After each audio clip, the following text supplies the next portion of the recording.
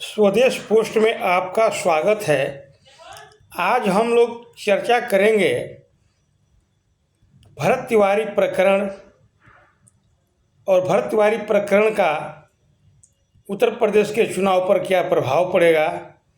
बिहार में रिशु श्री टेंडर घोटाला की जांच प्रगति कहां तक पहुंची और उत्तर प्रदेश में अयोध्या प्रकरण यानी कि राम मंदिर में जो दान चोरी हुआ है उसका जांच का दायरा क्या है, क्या कमियां रह गई है, क्या होना चाहिए, इस पर हम लोग चर्चा करेंगे।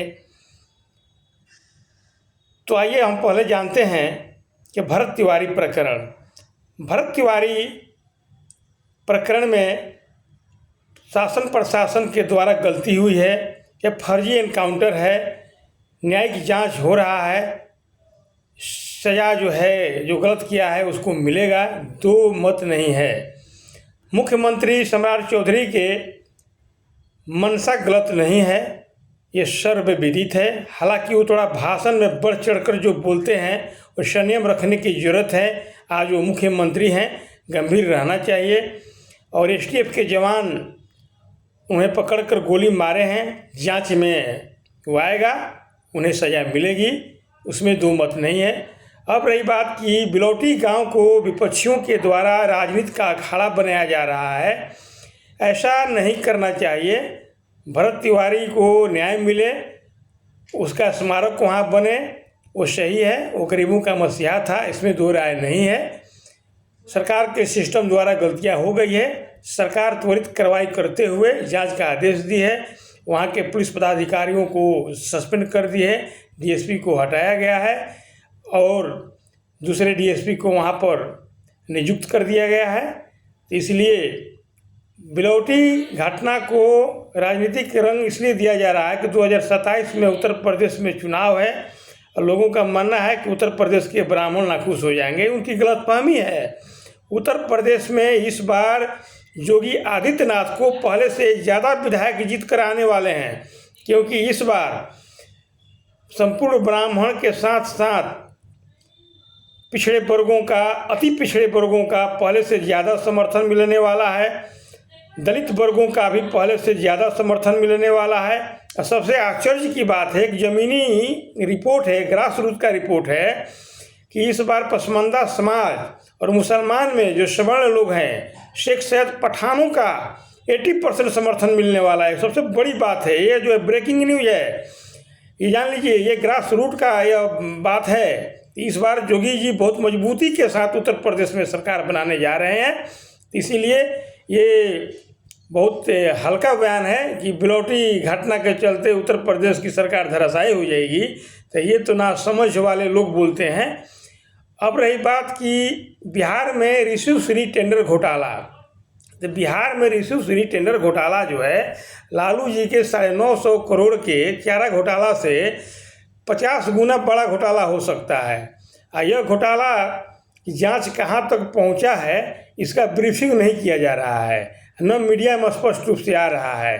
तो हमें तो लगता है कि धीरे धीरे कहीं यह ठंडा बास्ता में न पड़ जाए, क्योंकि ऋषि श्री जैसे अनेक ऋषि श्री बिहार में पड़े हुए हैं जो कि अभी गिरफ्त से बाहर हैं। जांच का दायरा बढ़ेगा तब खुलासा होगा कि बिहार में नीतीश कुमार के राज्य में एक साइलेंट तरीका से घोटाला को अंजाम दिया गया है।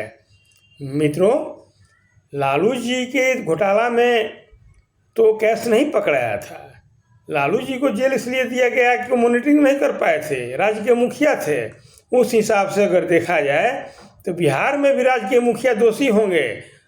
उस पीरियड में, जिनके पीरियड में घटना हुई है, उनको भी जेल जाना चाहिए। लेकिन इसमें वरिष्ठ 1.5 से 2 दर्जन आईएएस अधिकारी शामिल हैं और उस मंत्रालय के मंत्री को भी जेल जाना पड़ेगा।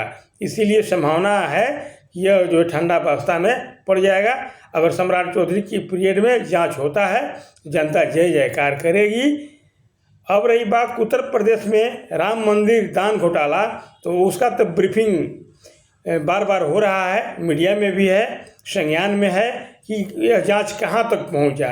एसआईटी प्रारंभिक रिपोर्ट योगी आदित्यनाथ को सौंप दी है, यानी सरकार को, चीफ सेक्रेटरी को। उसमें जिन जिन लोगों का नाम है उनको उन पर FIR दर्ज कर गिरफ्तार कुछ लोगों को किया गया, कुछ लोगों को पुलिस खोज रही है। लेकिन एक कमी रह गई है कि ट्रस्ट को जांच के दायरे में भी रखना चाहिए। ट्रस्ट के आग्रह पर FIR दर्ज किया गया है, तो यह थोड़ा अटपटा लग रहा है। तो लोगों को विश्वास है योगी आदित्यनाथ पर, तो योगी आदित्यनाथ ट्रस्ट को भी नहीं छोड़ेंगे। अगर जो भी ट्रस्टी या ट्रस्ट के मेंबर जांच के दायरे में आएंगे उनको भी सजा भुगतना पड़ेगा। ट्रस्ट को उत्तरदायी इसलिए बनाना चाहिए क्योंकि सारा सिस्टम का देख रेख ट्रस्टी लोग करते थे। तो ट्रस्ट इस जांच के दायरे से बाहर कैसे हो सकता है? ट्रस्ट के मेंबर हों, ट्रस्ट के जो अध्यक्ष हैं, सेक्रेटरी हैं, कोषाध्यक्ष हैं, तो ट्रस्ट के तहत ही राम मंदिर का सारा सिस्टम चल रहा था।